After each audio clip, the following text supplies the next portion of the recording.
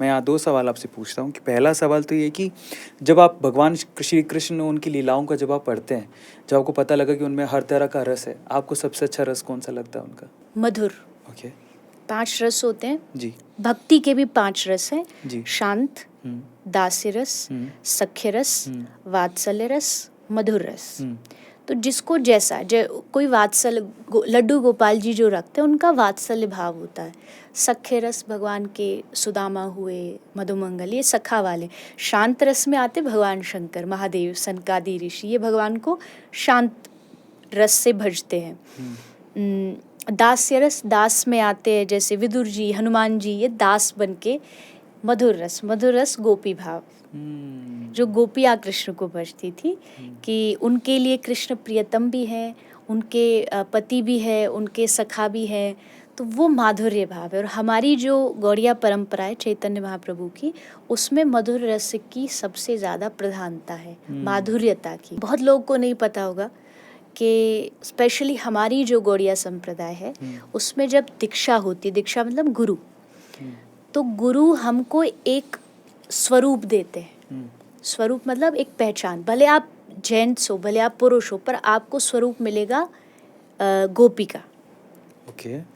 उसमें गुरु जो दीक्षा देंगे आपको, एक तो नाम नया मिलता है, ये नाम नहीं रहता, वो दीक्षा गुरु का नाम होता है। फिर आपको एक स्वरूप दिया जाता है कि आप कौन सी मंजरी हो। मंजरी मतलब गोपी के अनुगत, गोपी के अंडर रहती है मंजरियाँ।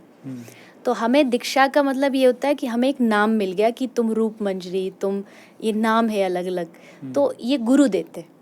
तो हमें अब स्वरूप भी मिल गया, मैं कौन हूँ, जब मैं भगवान के पास जाऊंगी तो मेरा ये स्वरूप होगा। इवन वस्त्र भी मिलता है। वस्त्र मतलब आप कौन से रंग का साड़ी पहन करके भगवान की सेवा में जाओगे, वो मिलता है। क्या सेवा देनी आपको, वो भी गुरु देते हैं। जैसे एक होती है सोहनी, सोहनी मतलब झाड़ू लगाना। एक होती है पान ठाकुर जी को अर्पित करना। ये सेवा सब गुरु देते हैं। ये सब गुरु का काम है और लिख के देते हैं, पूरी एक प्रणाली होती है।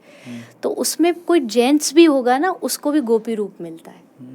उसको इसी भाव में रोज जब वो बैठेगा, माला करेगा, तो उसको यही चिंतन करना है, जो गुरु ने उसको स्वरूप दे दिया उसी रूप में वो रोज सेवा में जाता है। सुबह सुबह भगवान की सेवा करता है, निकुंज में जाके सेवा करके वापस आता है। तो इतना डीप है, पर इस डीप बातों को कोई समझना नहीं चाहता, जानना नहीं चाहता।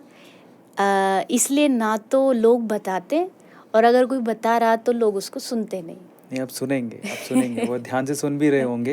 ये थोड़ा अलग है, जो बातें हो रही हैं, जो क्वेश्चन है, वैसे लिखे क्वेश्चन तो रूटीन क्वेश्चंस हैं, वही धर्म क्या है, ये क्या है, वो क्या है, मैं उस पर नहीं जा रहा हूँ। मैं अपने भाव पर जा रहा हूँ, जो मैं सवाल पूछना चाहता हूँ, और आज शायद आप मुझसे रिलेट भी कर रहे होगे। अब एक आखिरी सवाल इसी के ऊपर है। आपने जितने भी अभी तक जवाब दिए, उसमें ज़्यादातर जवाब देते वक्त आपने श्रीमद् भागवत गीता किसी न किसी श्लोक को कोट किया। जी। तो इसमें बहुत सारे सवाल मेरे हैं। पहला सवाल, आप श्रीमद् भागवत गीता कब से पढ़ रही हैं? कितनी उम्र से शुरू किया आपने? पहली बात तो मैंने जितने भी श्लोक, आई थिंक जितने भी अभी तक बोले, वो सब श्रीमद् भागवत के हैं, गीता के नहीं। ओके। और कथा भी जो 7 दिन की मैं करती हूँ, कहती हूँ, वो श्रीमद् भागवत है। गीता बीच बीच में उसमें एग्जाम्पल के रूप में आती है, क्योंकि दोनों में अंतर है। भगवत गीता जो कृष्ण ने सुनाई है, और भागवत बहुत बड़ा ग्रंथ है। भागवत में 12 स्कंद हैं, 18,000 श्लोक है। भागवत में 18,000 श्लोक हैं, तो भगवत गीता में बस 800 श्लोक है। तो दोनों में बहुत डिफरेंस है।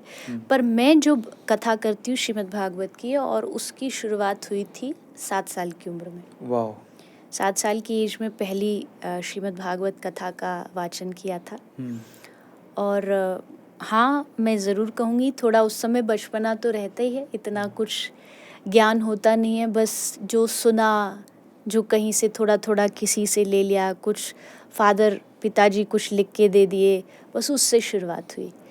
फिर असल पढ़ाई और बाद में जा कर के करी, और वो भी ज़्यादातर ऐसी ही थी कि मैंने खुद पढ़ा, संतों के पास जा के अपने जो क्वेश्चंस आए उनसे पूछे।